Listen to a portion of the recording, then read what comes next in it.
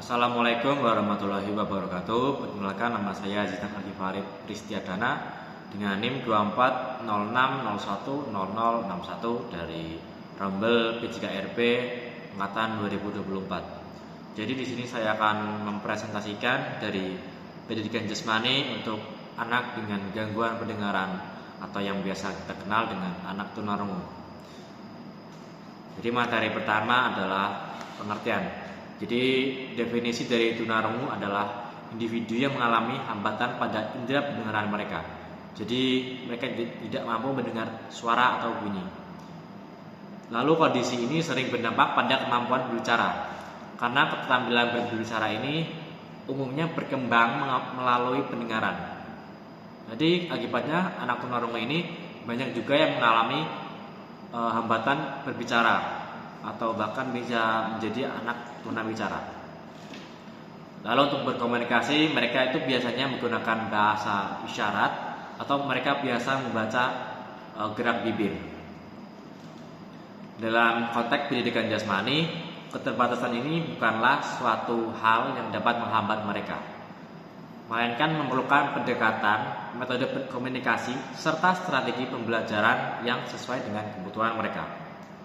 Melalui pendidikan jasmani, anak tunarungu tetap dapat mengembangkan keterampilan gerak, meningkatkan kebugaran jasmani, lalu memperkuat mental, serta melatih kemampuan sosialnya. Aktivitas olahraga juga menjadi sarana yang penting untuk membangun rasa percaya diri serta membentuk pola hidup sehat dan aktif meskipun memiliki keterbatasan pendengaran. Lalu yang kedua ada materi klasifikasi. Ini ada 5 klasifikasi. Yang pertama adalah berdasarkan derajat kehilangan pendengaran. Yang kedua adalah letak atau sumber gangguan. Yang ketiga berdasarkan waktu terjadinya. Yang keempat adalah kemampuan memanfaatkan sisa pendengaran. Lalu yang kelima adalah dampak fungsional pada kemampuan. Yang pertama adalah derajat kehilangan pendengaran.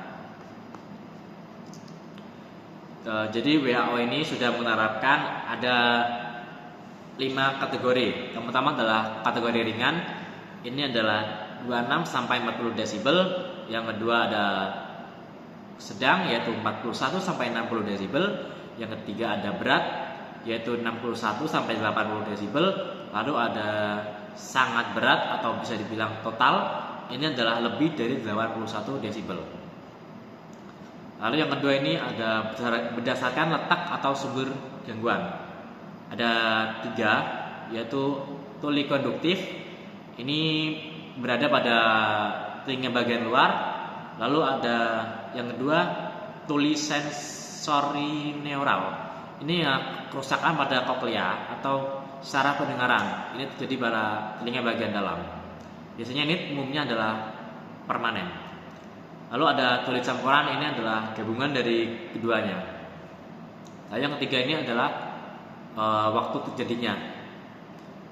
Ini ada 2 yaitu yang pertama adalah prelingual. Ini terjadi sebelum anak itu menguasai lisan. Jadi sebelum mereka ini dapat bicara.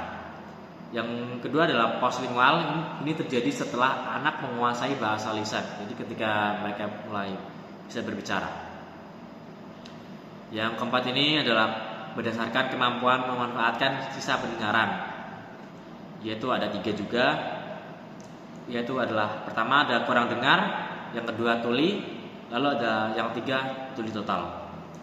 Yang terakhir ini ada berdasarkan dampak fungsional terhadap perkembangan. Jadi dari beberapa penelitian juga mengaitkan klasifikasi dengan dampak fungsional pada perkembangan bahasa, komunikasi, dan sosial anak. Misalnya anak dengan tuli sensorioneural bilateral berat cenderung mengalami hambatan yang lebih signifikan dalam perkembangan bahasa dibanding anak dengan tuli konduktif unilateral. Lalu ada materi selanjutnya itu ada faktor penyebab. Ini ada 5 faktor yang dapat menyebabkan anak itu menjadi tunarungu. Yang pertama adalah faktor genetik. Berarti sudah tahu ya, karena faktor genetik itu berdasarkan keturunan dari orang tuanya. Jadi ketika orang tuanya mengalami tunarungu, mungkin bisa saja anaknya juga mengalami tunarungu. Lalu ada yang kedua, faktor prenatal. Ini terjadi sebelum anak itu lahir. Biasanya ini terjadi ketika anak itu dalam kandungan. Mungkin bisa saja ibunya ini mengkonsumsi obat-obatan, mungkin minum alkohol atau semacam itu. Jadi dapat meningkatkan resiko anak itu menjadi tunarungu. Lalu yang ketiga ini ada faktor perinatal, yaitu saat anak itu lahir, yaitu adalah ketika bayi prematur, berat badan lahir itu rendah, atau mengalami trauma saat dia persalinan. Itu juga akan meningkatkan resiko yang lebih tinggi untuk mengalami tunarungu. Yang keempat adalah postnatal. Ini adalah setelah lahir. Kalau yang tadi adalah saat kelahiran, maka ini adalah setelah lahir, yaitu terjadi seperti ketika anak itu mengalami infeksi telinga, lalu terpapar dengan suara-suara yang bising, maka itu bisa menjadikan anak itu menjadi tunarungu. Lalu ada juga yang kelima, ini ada faktor lainnya, yaitu ketika anak itu sulit atau jarang membersihkan telinga, lalu kemasukan benda asing, dan juga usia. Karena setiap bertambahnya usia, maka pendengaran juga akan menurun. Lalu materi yang selanjutnya adalah kriteria. Jadi ada 5 kriteria. Yang pertama adalah kriteria umum. Jadi dalam pendidikan jasmani, anak dengan gangguan pendengaran menekankan pada prinsip inklusivitas, aksesibilitas, dan juga keselamatan. Pembelajaran yang disusun harus terbuka bagi semua peserta didik tanpa memandang keterbatasan mereka. Anak dengan gangguan pendengaran seringkali menghadapi kendala dalam menerima instruksi dari guru. Jadi guru ini wajib memastikan seluruh arahan dapat dipahami melalui media visual atau isyarat pada tubuh. Karena pada dasarnya anak tunarungu ini tidak dapat mendengarkan suara fluid dari guru. Lalu yang kedua adalah kriteria guru. Jadi peran guru memiliki peran yang sentral dalam menciptakan suasana belajar yang kondusif. Seorang guru ini dituntut untuk memiliki pemahaman mendalam mengenai karakteristik anak dengan gangguan pendengaran. Hal ini mencakup seperti kemampuan dan berkomunikasi melalui bahasa isyarat, ekspresi tubuh maupun penggunaan media visual. Guru tidak cukup hanya menguasai materi olahraga, tetapi juga harus memiliki keterampilan komunikasi alternatif agar pesan juga dapat tersampaikan dengan baik kepada siswa. Lalu adalah kriteria materi. Materi pembelajaran yang diberikan kepada anak dengan gangguan pendengaran ini harus relevan, sederhana, dan juga mudah dipahami. Kegiatan yang terlalu kompleks atau terlalu mendetail ini malah akan menyulitkan mereka atau memerlukan respon yang lebih cepat terhadap instruksi suara. Sebaiknya ini dihindari. Lalu menggunakan permainan sederhana serta aktivitas ritmik yang dapat ditangkap melalui penglihatan akan lebih sesuai.